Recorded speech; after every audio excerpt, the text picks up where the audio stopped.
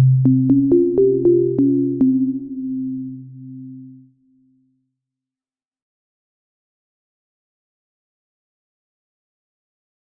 the outskirts of a small, isolated village stood an old, decaying manor, shrouded in an aura of dread.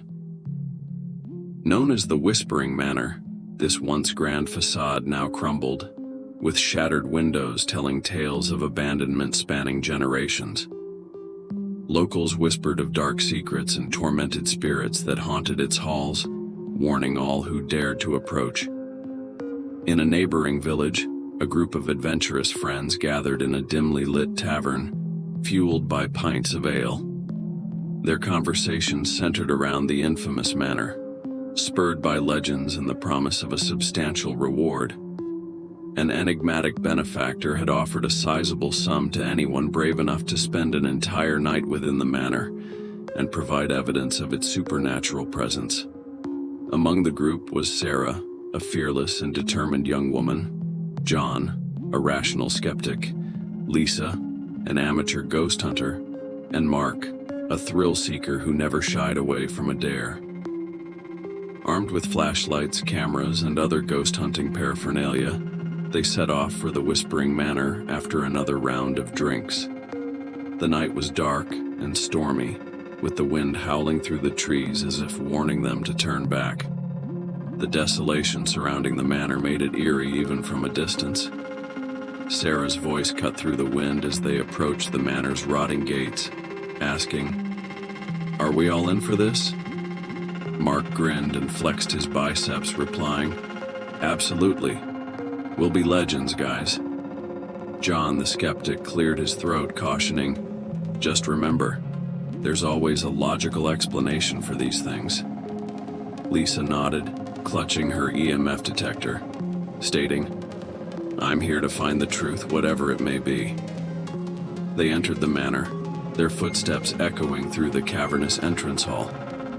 Cobwebs hung like shrouds from the ceiling, and the air was heavy with the musty scent of decay. The flickering candles they brought provided just enough light to reveal the broken and dilapidated furniture. Sarah took charge, deciding they should split up to cover more ground. "We'll meet back here in the morning with our proof," she declared. As they separated into different wings of the mansion, the atmosphere grew increasingly eerie. Faint and chilling whispers echoed through the halls. The friends dismissed them as sounds of the wind or their imaginations. In one room, Lisa felt a sudden cold draft, her EMF detector beeping wildly. In another wing, John found himself in a room filled with old portraits that seemed to follow his every move. Sarah and Mark, exploring different levels of the mansion, encountered peculiar occurrences. Objects moved on their own, and eerie apparitions flickered in and out of existence. Despite their initial skepticism, the mounting evidence suggested something truly inexplicable was happening within the Whispering Manor. They decided to regroup in the entrance hall, sharing their findings and experiences. The whispers in the manor grew more pronounced, and the friends could no longer deny that something unnatural was happening.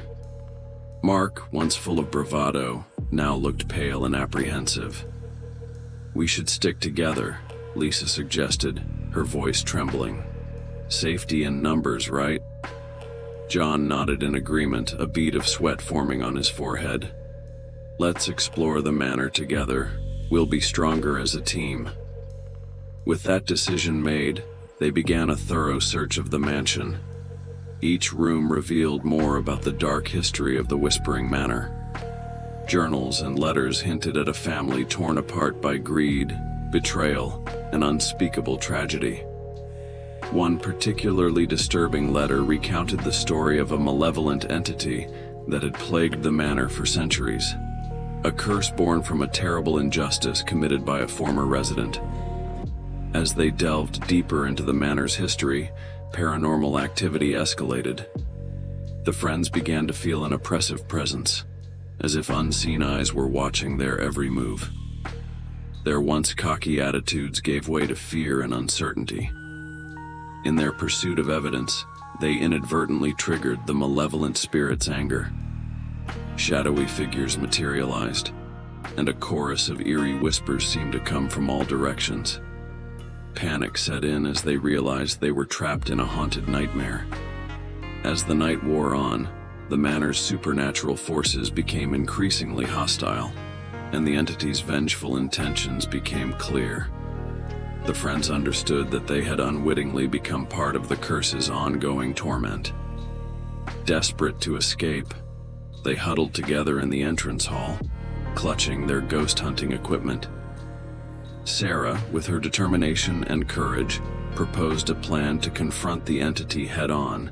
She believed they needed to find the source of the curse and break it to free themselves. Armed with newfound resolve, they ventured deeper into the manor, their footsteps heavy with dread. The whispers grew louder and more sinister, echoing through the hallways like a malevolent symphony. Eventually, they found a hidden chamber in the basement, concealed behind a crumbling wall. Inside, they discovered a centuries-old journal written by a tormented soul who had once lived in the manor. It detailed the gruesome events that had set the curse in motion, and the only known method to break it.